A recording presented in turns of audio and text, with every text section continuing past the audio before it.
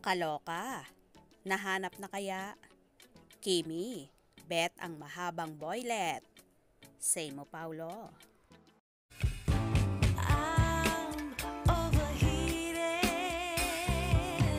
can hardly sleep at night, doing crazy dreaming. You're the reason why. Hiding by the baby. Sinabi ni Kim Chu ang pinakagusto niya sa isang lalaki.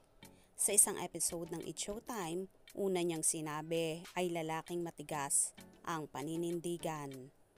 Kahit nag-aaway na kayo, gusto mo yung paninindigan niya, matigas pa rin. Tanong sa kanya ng co-host na si Teddy Corpus.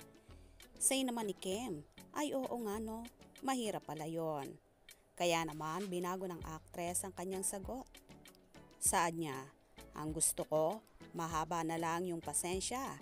Kasi kahit mainit na ulo niya sa akin, hindi pa rin siya magagalit kasi ang haba ng pasensya niya.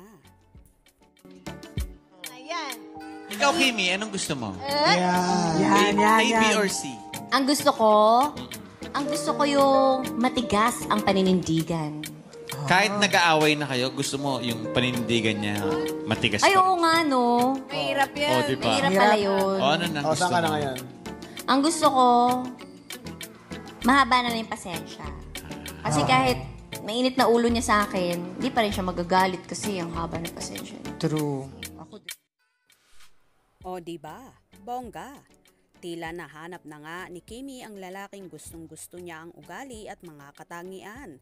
At parang nakikita na niya nga ito sa kanyang ka-love team na si Paulo Avellino.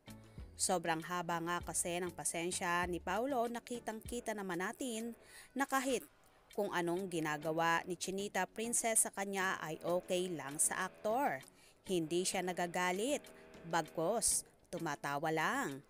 Tsaka isa pa, palaging napapasunod ni Kim si Paulo sa mga gustong ipagawa ng dalaga sa aktor at sunod-sunuran naman ang binata. Love kasi nila ang isa't isa kaya marami silang bagay na napagkakasunduan.